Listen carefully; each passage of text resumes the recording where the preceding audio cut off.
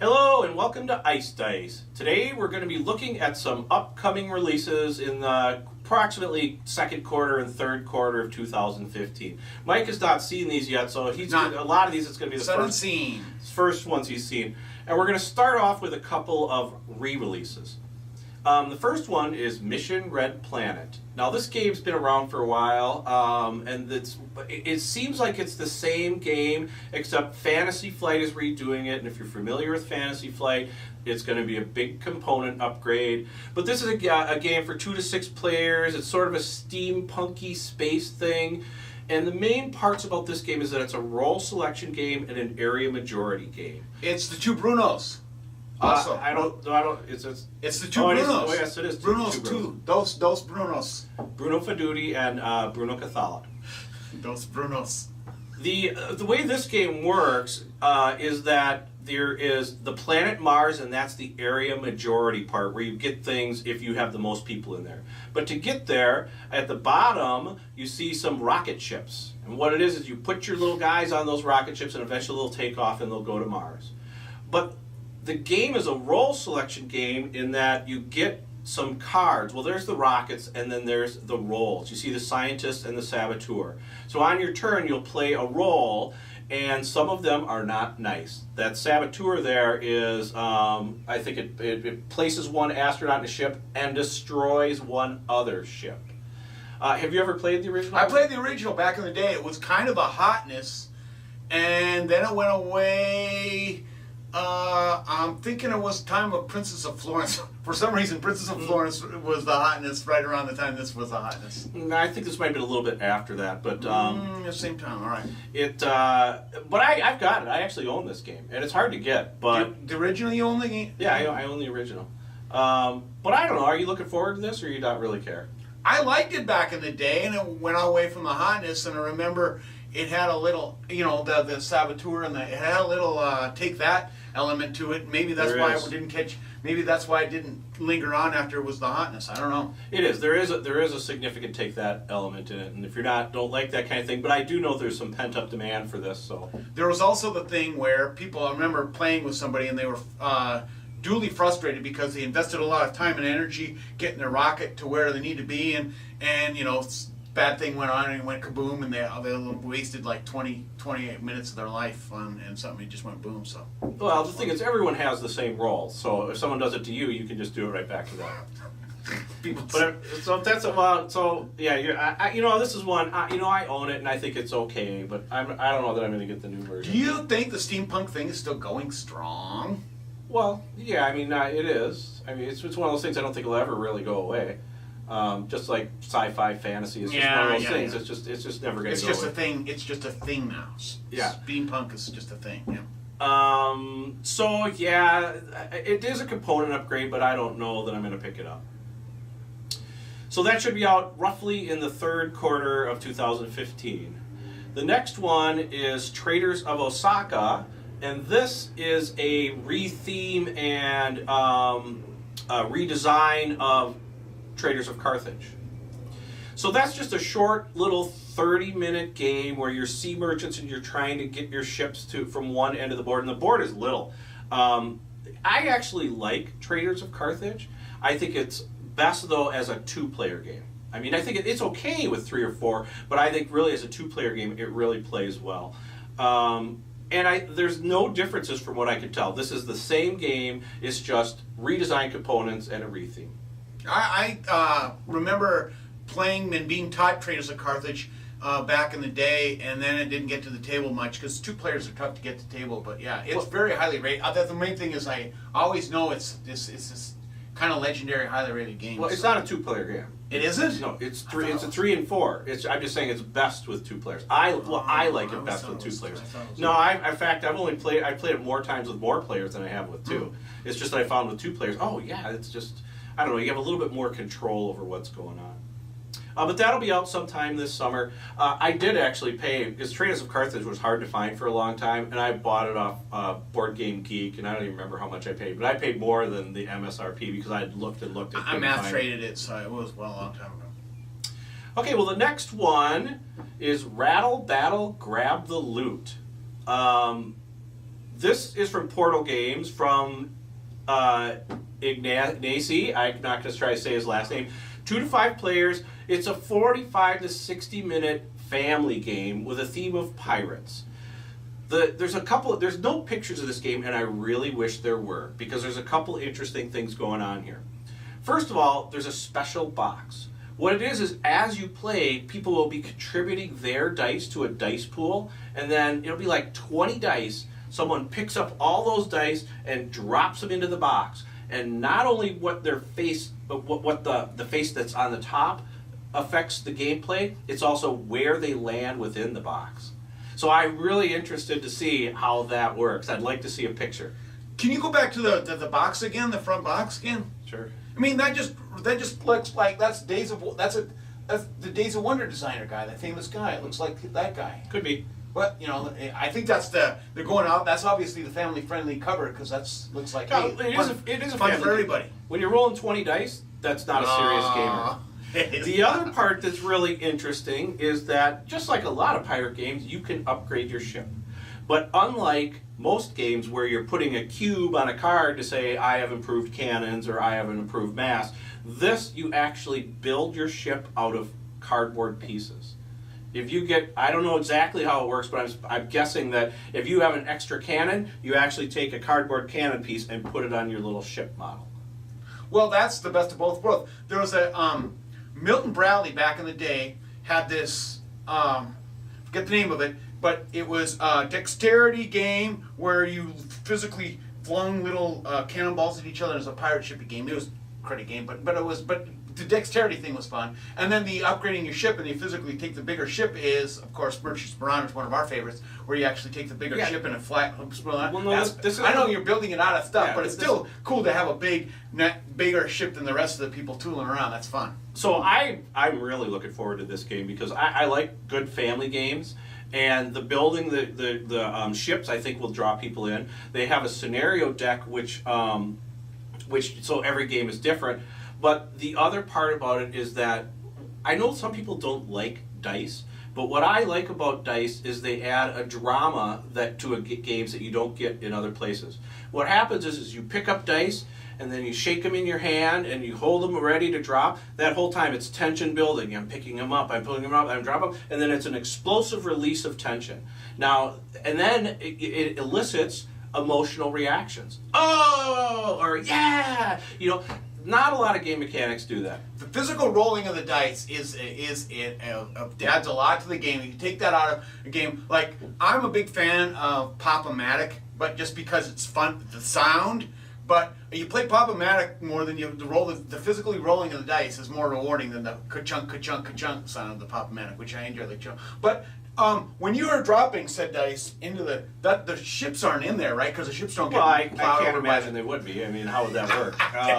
So dice, not only you do the face value and where they land in there, they can also knock the fudge out of your boat. That'd be awesome. I don't think that would work. So my point about the drama is not only that, you're building up tensions, and it's an explosive release. You get that emotional reactions for people, and what better bonding thing can there be than simultaneous emotional reactions, So I'm really looking forward to this. I wish there were pictures. I'd love to see those ships. I want to see how that box works. My one concern about the box is that to be able to see what's going on, you're going to have to stand up and look in. But that might not be a big deal. It might be for the sake of involving the box so much. It might suffer that it's called now Monsters of Meeple Island. Monsters of Meeple, the where you actually physically are flicking. Yeah, I know what you're talking about. I can't remember the name of it. Yeah, I can't remember the name of it. But anyway, it might suffer from that as well as the wear and tear might be a thing. But who knows? Well, yeah, that depends on design. I'm wondering if it's got a plastic insert. Yeah, I'm not too worried about wear and tear at this point. Okay, but I am. This is one. Sign me up. This is one I know I'll be able to get my semi-gamer friends to play. It's just how many players does it take? 2 to 5. So August, that's not that far away. Okay, the next one is Odyssey, Wrath of Poseidon. This is a game that, ironically enough, comes from Ares games, because Ares is the Greek god of war, but they make a game about the Greek god of the sea. There's not a lot of information. The only thing I've got is the box cover. I know it's a one against many game and a deduction game. Normally I wouldn't want to talk about it if I didn't have more information. And this next slide's got a lot of text on it, but that's just because I didn't want to forget anything about it. Normally the slides won't have this much. But the basic part of the game is it's played on 2 copies of the same game board. And the Poseidon player has their copy of the game board, and everyone else has their own copy of the game board, and no one could. Well, Poseidon probably could see the navigators, but the navigators can't see Poseidon's. I know that. Battleship. Oh no, it says not visible to one another. So Battleship. neither one. Battleship. No, so yeah, something like Battleship. But the object of the game is the navigators are trying to get to a sacred island, and Poseidon doesn't want them to get to the sacred island, so he throws storms at them to throw them off course. So what happens is the navigators are trying to track the position of their ships on their board, but only Poseidon knows where the ships actually are. So there's that deduction element of, I can see where both sides would be fun. The concerns I have is this sounds like a really cool concept, but it's one that could be fatally flawed as well. It could be that only the Poseidon side is fun. It could be that it just doesn't work very well. Does it interest you when you hear all that? Is it one of them against many collabo? Is that the thing? Well, are they collaborating? I don't know if they are or not. They might not be. It might be that one of them wins, or I don't know. This is all the information I have. So yeah, I don't know. I don't know if it's that it's the navigators are racing to be the first, or if it's one person makes it there, then all the navigators win. Don't know. But I don't know, that whole not being able to see the boards, that's kind of an interesting concept. So this is coming out in August of 15 as well. Boy, it's May. I guess that is a little bit away. Mm-hmm. Next is Forbidden Stars. Forbidden Stars is from Fantasy Flight. And if you see the theme, weird sci-fi, if you've seen our videos before, you know that by that I mean it's Warhammer 40K. This is an empire and war building game. Some people say it's a retheme of StarCraft, the board game, but then I see other people that argue with that characterization, so I don't know if it's actually true. But it is played out on a space, this board that's made up of tiles, and it represents space. And of course, like a lot of these games, you have your own sheet that shows you, oh, here's my ship. It comes with plastic ships and things like that. But some of the interesting things about it is that if you look at these boards, in the center is that hexagon, and then at the bottom you'll see those order tiles. So what it is that players will put their order tile face down in that hex. Well, then other players can place theirs face down, and then you might be able to place more, but the orders execute from top to bottom. So that's an interesting concept. That might be what people are talking about as being similar to StarCraft, I'm not sure. But that is an interesting concept. And you know Fantasy Flight is going to have some great components. Yeah, and it's the Warhammer team. That's kind of an in-house team, right? They're doing a lot of they have a lot of cool ideas in the in-house. But it's war, but it's programming of the war, programming of the conflict by these chits. Not really programming. You said you put it down. Yeah, you put it in the order, and then they go or execute. Yeah, but I don't see programming. I think is where I say I'm going to do this, then this, then this. This is I put an order down. That player puts an order down. That, and that. You know, it's you don't. I guess there's a little bit of a programming element, but it's not the same. It's more that you're competing to get your orders, and you don't know if somebody puts an order on after you. All you know is that they're going to do theirs first. So, I don't know, I think a lot of people are looking forward to this game. It's one that I'm not going to buy right out of the gate. I want to try it first, because I'm sure it's expensive, just looking at all the components. Yeah, I don't know what the price is going to be. But that's in third quarter of 2015. Next is Ashes, Rise of the Phoenixborn, which I hadn't heard of till I was trying to figure out, well, what games are we going to talk about?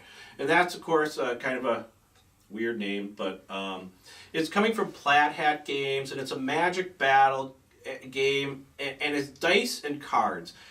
And there wasn't a lot to go on. Well, I guess there is stuff up there. I just didn't read it very thoroughly. I was just kind of looking around. But I do know that you have these dice, and these are the cards that are kind of telling you what your dice roll are. But what really grabbed me in this game is that this artwork on the cards. It's all done by one artist, this Fernanda Suarez. And one of the things you've heard me talk about Warhammer is that I think that it's bizarre and grotesque artwork. Well, this is kind of got some strangeness to it, but I think it's beautifully strange. And not just the work that Fernanda does here, but just the whole design I think works well. But boy, if all of it looks like this, I think that is a great design. Yeah, it's a lot less harsh, and I mean, you have a Blue Panther that also has glowing blue eyes. So Well, yeah, it's the kids. The kids, they love the Blue Panthers with the glowing. Well, and the woman's got the glowing eyes too. And I'm not quite sure. She does. I'm not quite sure how it works. I think some of these cards are like your person, and other ones that are spells you might do. We'll have to see when it gets a little bit closer to being released. So that was Ashes, Rise of the Phoenix Bowl. Rise of the Phoenix Bowl. Yeah, not the greatest name in the world, but. Next is Survive Space Attack, which Survive is a game that's been, I think it's from the 70s. No, 79, 80, right at 1980. I have the original, and I love it. Yeah, it's from Mattel, and people still play it. Stronghold Games came out with a re-release. In fact, this is from Stronghold Games again. Mm-hmm. If you're not familiar with it, the way it works is that and you have a board that it's a hex grid, and the center is made up of these tiles that you put face down, and that's your island. And then everybody gets little people that you place on the various hexes on there. Then there's boats that you try to move your guys. You get a certain number of movement points. You want to get your guys in the boat, and then you want to move your boat to get the people to the islands. Well, there's a couple different things about that. Is that anyone in the boat can control the boat? Is that right? No. You have to have tied or have just as many or more people in the boat to tie the boat, or you can mentally command a unmanned boat, which is fun. The other part is that after every time you take a move, you remove one of those pieces of the island. The island's slowly sinking. So the island gets smaller, and then you flip it over, and it tells you what happens. And there's things like whales that can knock out boats, and whales, sea sharks, dragons. sea serpents. Yeah. This is the same thing except in space, and space survival, September 15th. And of course, I'm sure what they're going to do is the special powers and things that happen. I think it's not just survive in space. I think it's the survive framework, and then now they're going, if we just change this and this and this, we got almost a whole new game. So. Well, yeah, the thing I heard that they're marketing towards is the boats in the original. The boat the boat has one purpose, right? Move boat from the sinking island to safety. And obviously, the thing you do is in 2015 is that's all the boat can do. The boat should do pew pew pew, and the boat should have do other stuff in the boat. So I think the boat has abilities. I think that's the thing. Maybe. I don't know. I haven't seen it yet. It could be. Well, I don't know. Yeah, maybe it is. I know that the way the monsters work, but I'm just looking at these tiles they show there, and there's all sorts of symbols on there. There are. Who knows what they mean? I guess we'll find out when the rules get posted. So you looking forward to this? Yeah, but the fact I hold it so close, dear in my heart that their original Survive, and I like the giant squid expansion that came out a couple years ago. That's a thing. So it's going to take a lot for me. Just a little pew pew pew laser is going to take, I don't think you should look at it that way. I think you should look at it like it could become its own genre of games. It's just like trick-taking game. Oh, I really like this trick-taking game, so I'm not really interested in any other trick-taking games. I think if you really like the first Survive, you got to at least give this a shot. Well, yeah, Nadine. My wife and I will obviously be there wanting to see it. So September, that's about when it's going to come out. I like that graphic. That's great. That's a great. Stronghold, that Bonacore, he's on point with that. That's a great marketing. That's a great box cover. They do tend to put out good. That makes me production quality. I mean, straight up, I want to play that game. Look at that box cover. Yeah. Well, so we'll see when it comes out. Next is Seven Wonders Duel, which I have no pictures of this whatsoever. It's just this graphic. But it is just what it sounds like. It's a version of Seven Wonders. It's only 2 players, but it's not card drafting. If you're familiar with Seven Wonders, The way it works is that you have a hand of cards, you pick one, you pass them. You pick up the end, you pass them. This doesn't work like that. What it is, and I'm not sure if it's a pyramid or what, but you put the cards down, and then your cards are covering up other cards. So when you draw a card, you can only choose the ones that are completely uncovered. So as you're taking cards, you're possibly making other cards available for your opponent. That's pretty much all I know about this. I heard it was a tree, so when you take one of the branches off, you expose 2 new leaves, and then those flip up, and then so just by picking one, you give the next player 2 more options.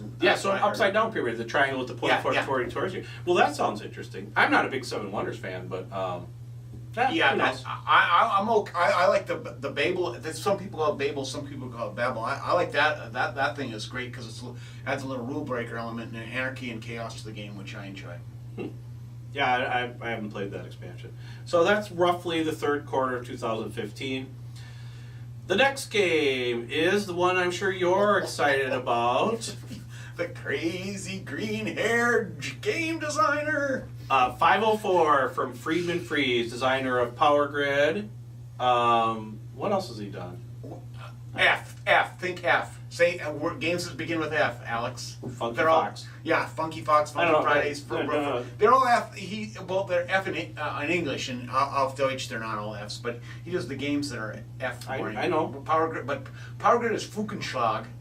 But what was his other one? Factory Manager.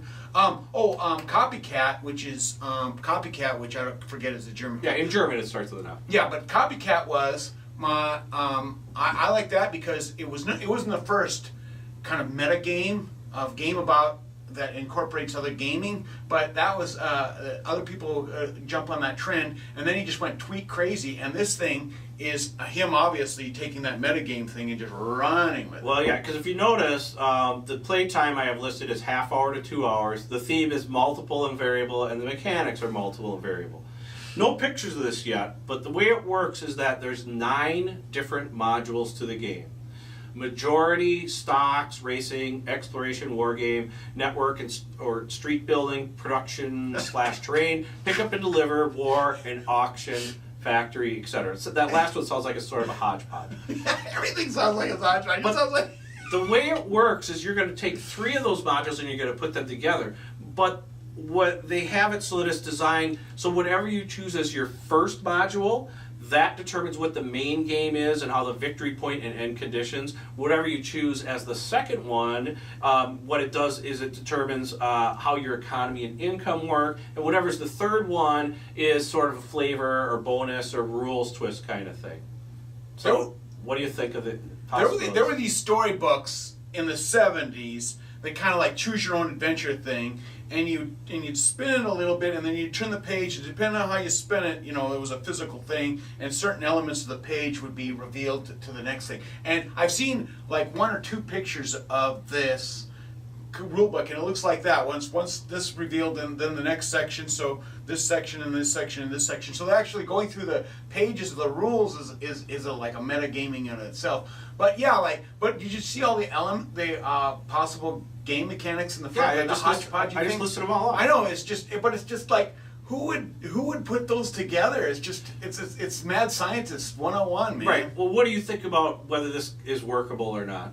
No, it's for gamer. It's so much gamer game. It's just we're gonna weep from the chaff. You think you like gaming? No, you don't. You theme? No. We're just testing your love of gaming mechanics. It might be a complete disaster. Yeah, it might not even work. Train wreck, but it's like a train wreck. I want to ride, son. Or it might be that certain combinations work, but other ones don't work very well. I don't know. We'll have to see. But this is really getting a lot of buzz. Well yeah. In that case, right? You do all the random thing, and the thing just doesn't work after you play 20 minutes. Are you the kind of person like, no, we should play this to the end because it might get better, or are you just, no, let's just restart, it might be better? Well, I can't say it. I don't know either, but I think I would do that. But okay, but is this a buy sight unseen for you? Oh God, yes, because of Copycat, and I saw where he was going with Copycat, and this is like the sequel. It's like the Dark Knight. The Dark Knight. They're like, yeah, I see what you're doing there, Christopher Nolan. I'm on board, son. Yeah, I don't know. I didn't really like Copycat that I much. do. I like that. He's a mad genius. I want to go on his ride. I played it twice, and I was like, oh, okay, that's enough. No. I know you liked it. I love that man. So that's it. That's our list. Let's see. Of these games, the one I am most interested in is, I guess it's Rattle Battle, Grab the Loot. I cannot agree with you. I didn't know a thing about it. I might have heard it passing and a couple of people commented. But the thing about the dropping and the building of the own ship and the cover art alone, the cover art's great. Yeah, there's no way, and especially in our group. Our group was more family-friendly party game group. All types of gamers are welcome. So yeah, this is definitely. That's the one I'll probably buy at its release date. The rest of them I'd like to try first. Of these other four. Well, you already said 504 is your buy. Yeah, I don't know that. Maybe Survive Space Attack I might buy without having played, but the other ones I think I want to try it first. Yep, Survive I'm playing, but I'm not buying immediately. But I'm definitely playing. Okay, well that's it. Upcoming releases. You can tell there's a few of them we're excited about. Yes, some more than others. Well, that's it for this episode. See you next time.